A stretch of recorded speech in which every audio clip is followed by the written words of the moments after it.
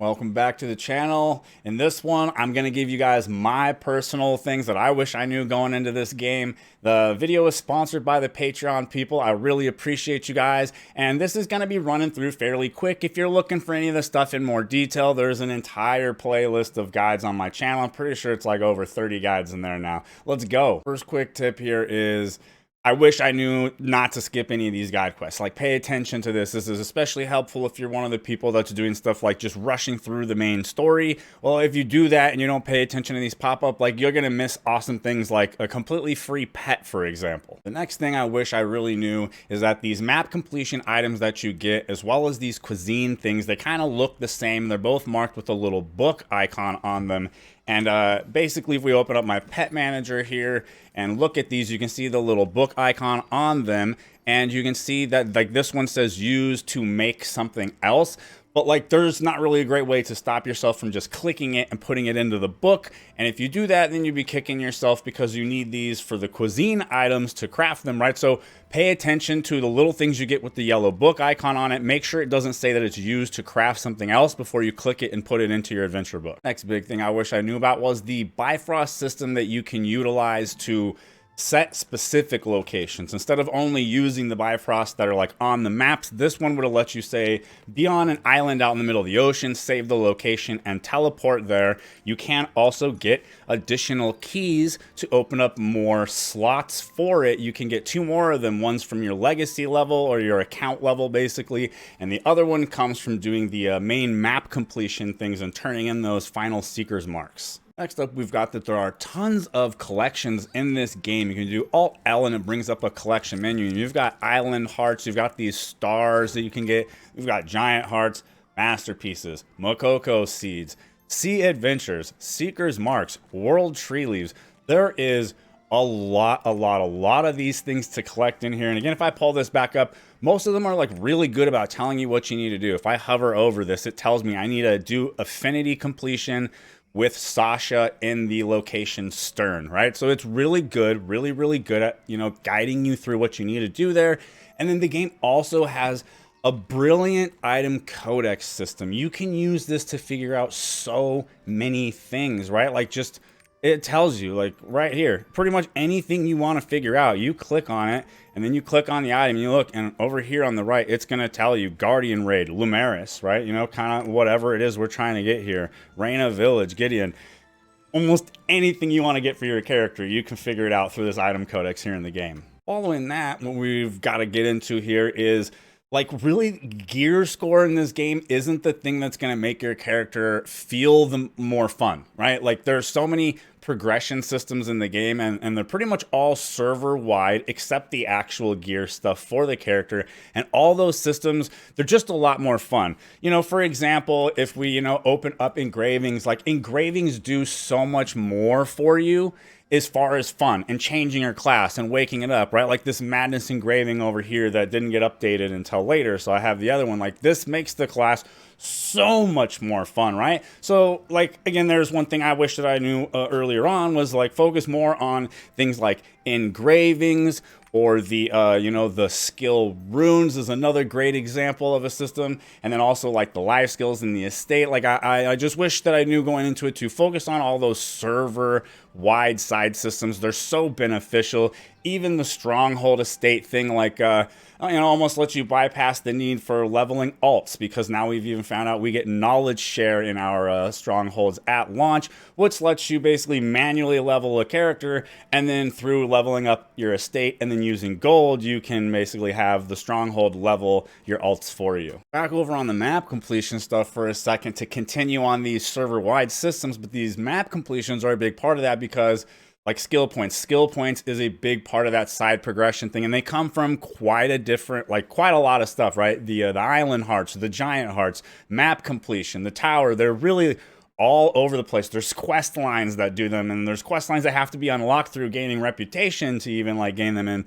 They're all over the place, and it's definitely something that you want to focus on, because again, this is player progression for all of your characters, as well as fun, because more skill points means more tripods on more skills, and modifying your skills with tripods is super fun and a lot more powerful. All right, so technically your awakening skills are also another one of these like server-wide progression systems for all of your characters. They're fairly longer quest lines, and it's going to pop up a guide quest around 50 when you finish the proper part of the story to unlock the quest. And once you do, you have to do that, and then it's going to unlock it for all of your characters, which is the great thing. And then again, after you do the Rohindel story, you're going to get another one of these, and it's going to be for your second awakening. And this quest line is very, very long, so don't get discouraged while you're doing it, and keep in mind you only have to do it once for all of your characters. One more little tip on the awakening skills is that there is a shard required to use them. It's called a chaos shard. They're like 250 silver at any general merchant in town. Really no problem to acquire them. Another thing that I really wish that I knew earlier on was that you can just go up to Trixion and talk to Beatrice to access a training grounds. And inside of this training grounds, you can actually manually adjust your stats, and you can manually adjust and set engravings, even for engravings you haven't unlocked. So once you get the ability to go up here and you come talk to her, like I'll show you, as soon as you talk to her and you can access these training grounds, right? We just, boom, we hit the training thing and it's gonna bring us over. This means that you don't, like, I was wasting time leveling characters up to 50 so I could test them and get some engravings and try what they look like or how they play, when it turns out all you have to do is get somewhere kind of in that like 26 to 30-ish range to unlock this, and you can come up here and then you could literally try like all the engravings that you want, anyone that you want, right? Like, it doesn't matter, we could try anyone that we want and we close it out, right? And we modify it, we apply it, and like now we have those engravings. If my camera wasn't here, you would see it just said in my text chat that I just activated all those engravings. So right here, like you can just test the stuff for free. And I wasted a lot of time leveling like 4 classes to level 50 to try them all out when I could have just come up here. There's a couple little map tips I super wish I knew when I started playing the game. There's a tab map that you can open up that goes in front of you. You can hold your middle mouse button on it to drag it and move it around. The really big one though is like when you try to interact with this, it doesn't really work unless you do Alt and click, and then it works just like you're interacting with the regular map. I've got a couple sailing tips I definitely wish that I knew about. The first one's going to be your basic. You can open the map, zoom it in, right? And we can do Alt click, and then we can do like 4 of these to set just some kind of like weird custom route. Obviously, you wouldn't do it for this. It would be like if you were over here trying to get to the, you know, through these dangerous waters. Maybe you would set a route to here and then to here, so you got the straightest path through and you weren't going through the hazard waters the whole time, right?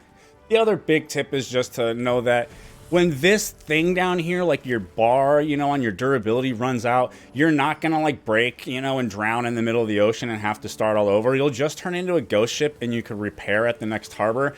This means you don't have to stress a lot about doing fancy routes and all kinds of stuff if you don't want to. If you're just going to another harbor, you can sail straight through, and even if like you run out of durability and basically like break on the way there, you can just repair when you finish getting there. That one will save you quite a bit of time. All right, this next tip here is not a guarantee if this is going to be in our version of the game or not. There's been a little bit of discussion on slowing our progression, but just in case these are there, it's worth checking out the islands when you get to level 50.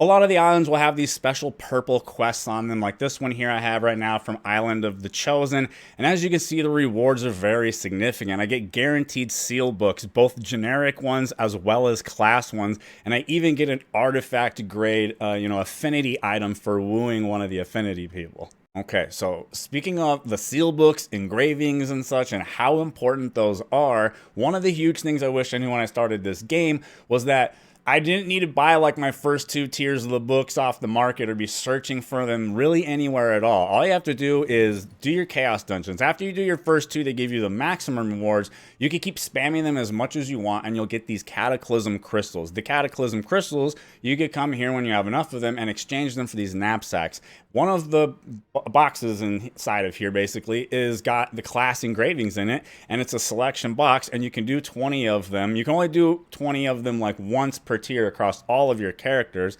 but you could get all 20 of your class engraving books right here for free. Essentially, all you got to do is spam chaos dungeons. When you get into tier 2, you could come do the same exact thing, but unfortunately when you get into tier 3, not so nice to you there, and you're gonna have to get a little bit more creative in finding them. A huge thank you to the Patreon people who help me be able to do this. Your support really does mean a lot to me. If you guys enjoy my content, maybe hit me with that like, comment, subscribe. I'll see you in the next video.